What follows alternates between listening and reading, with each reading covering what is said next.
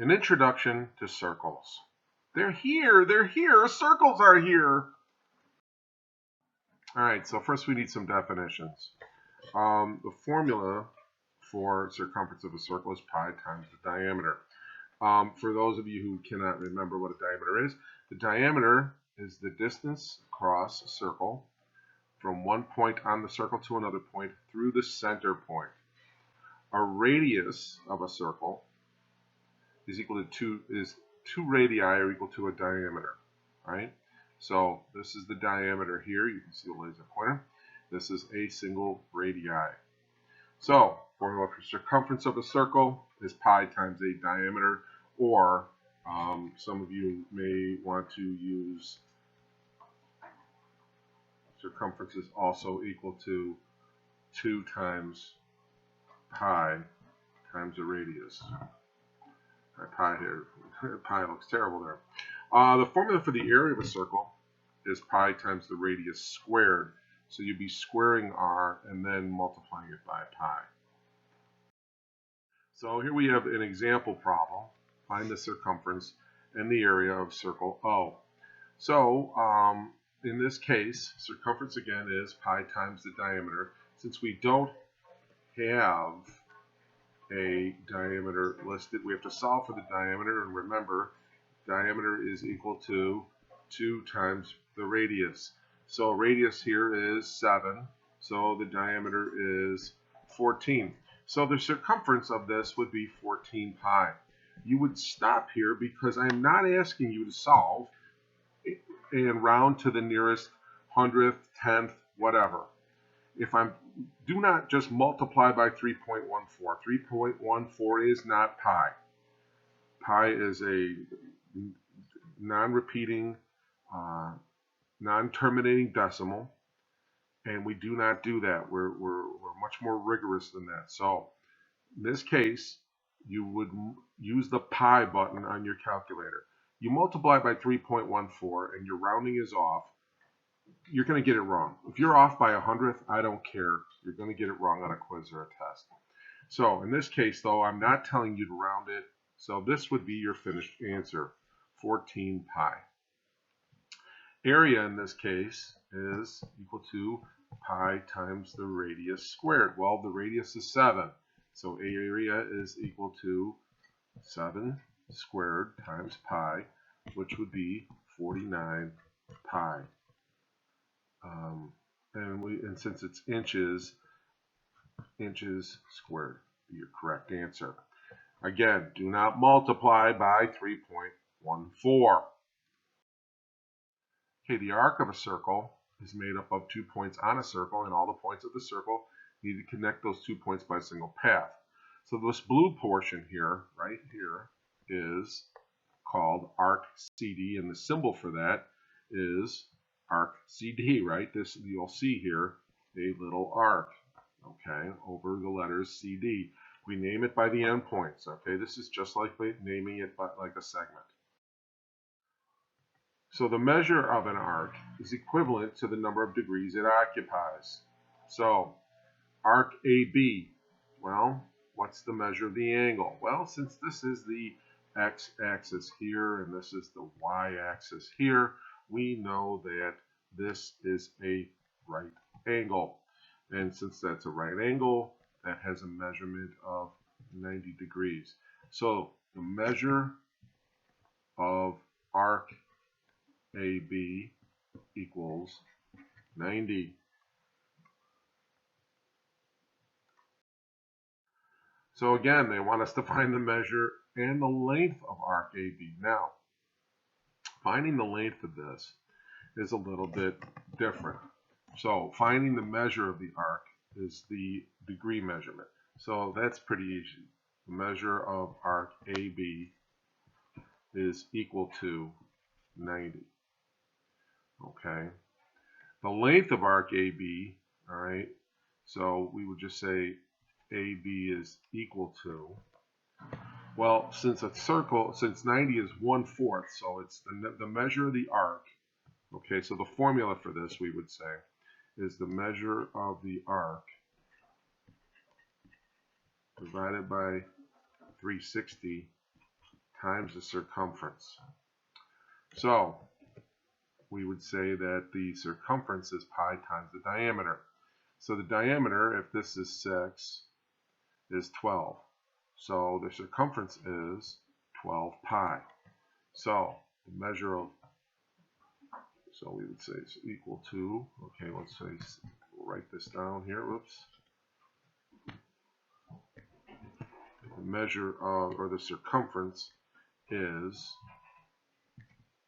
12 pi. Since 90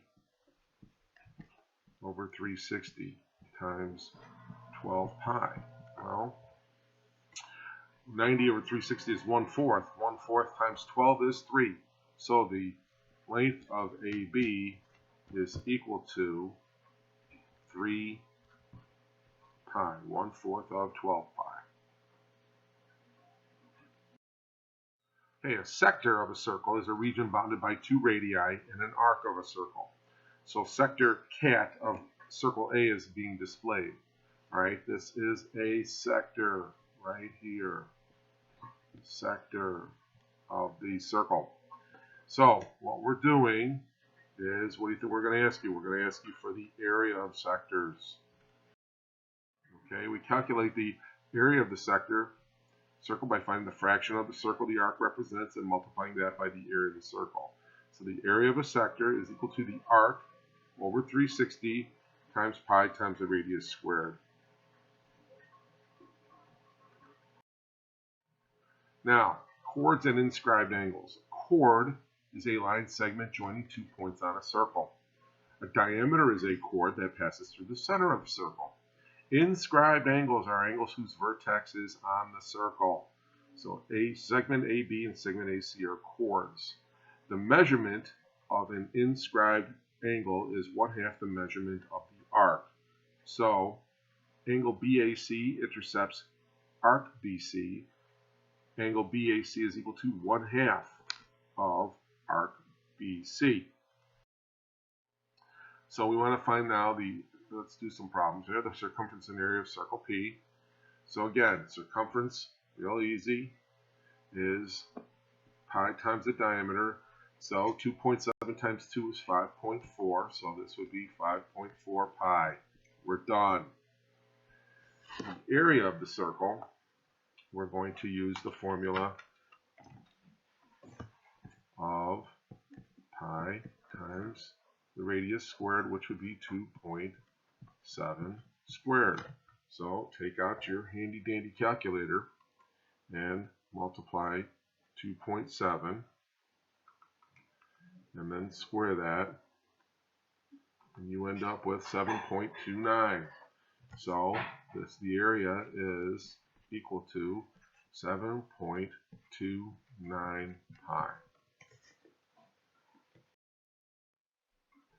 Okay, so measure of arc AB. All right, well, the measure of arc AB is always going to be equal to the internal, the angle, right? The center angle, the central angle. In this case, the measure of arc AB is 90.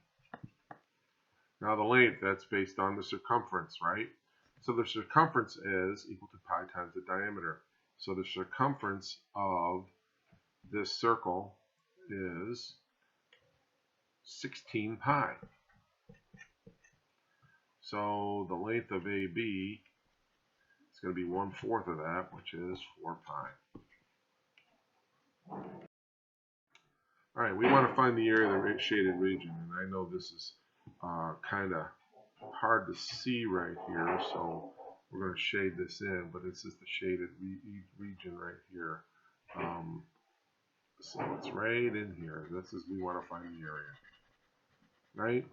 So first thing we're going to do is we're going to say, we know the central angle here, angle RAP is 90. So we're going to find 1/4 of sector, or the sector par is 1/4 of the whole circle.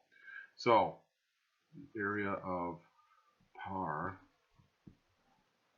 is equal to 1/4 pi times the radius squared, which is 12 squared.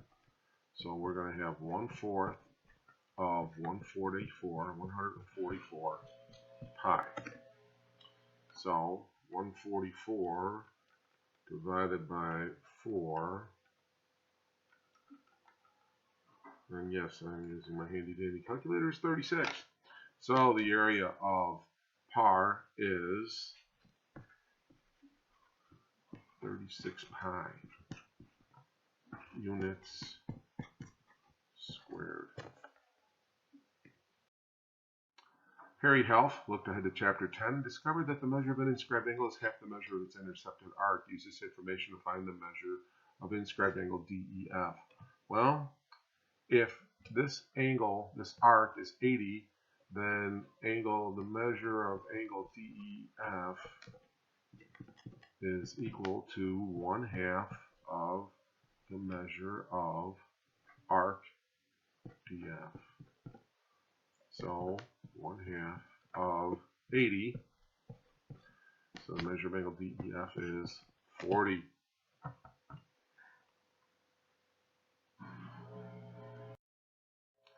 If segment HJ is the diameter of circle O, what are the coordinates of point O?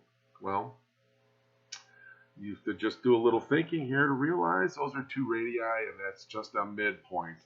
So O is going to be at, add the x's, so -4 plus 8 and over 2, and -3 plus 5 over 2. It's just a midpoint. So O is at -4 plus 8 is 4.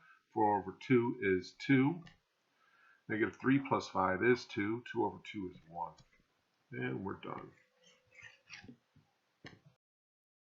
Show that triangle INS is a right triangle by finding the measure of angle INS, finding the slopes of line IN and NS.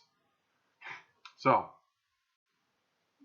what we can do here is we would say that since the intercepted arc, right, this arc here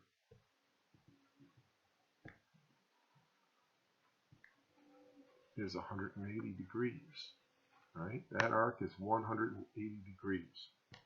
So because of that, we're going to say that angle N is 1/2 of that, right? The measure of angle INS equals 1/2 measure arc IS. So the measure of arc IS is 180, therefore 1/2 of 180 is equal to 90, right? So the other methodology is to find the slope, right? So the slope of NI equals y minus y, so let's say 8 minus 0 over 6 minus -10, and we got 8 over 16, which is equal to 1/2. So that's the slope of NI. The slope of NS is equal to 10. Excuse me, that's not right. That's an x value. Don't do that. No, and then I screw that up. 8 minus 0 over 6 minus 10. So that's equal to 8 over -4, which is equal to, excuse me, -2. And the product of those two slopes is equal to -1. So therefore, we can say that segment IN is perpendicular to segment NS, which means that measure of angle INS equals 90.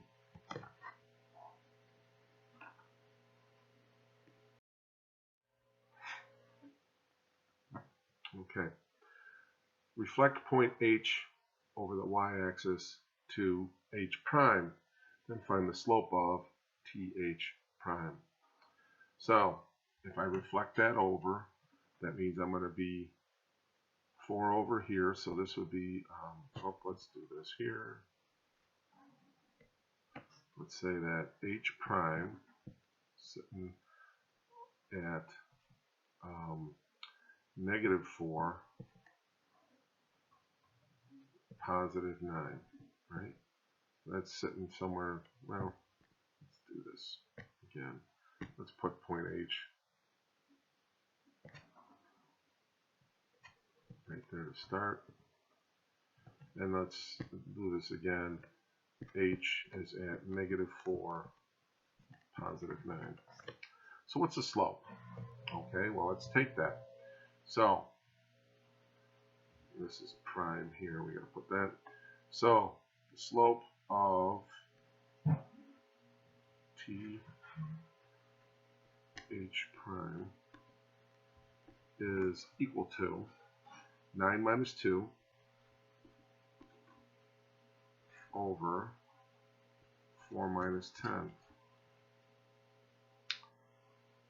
Now we're going to say that 9 minus 2 is 7. 4 minus 10 is -6. So it's -7/6.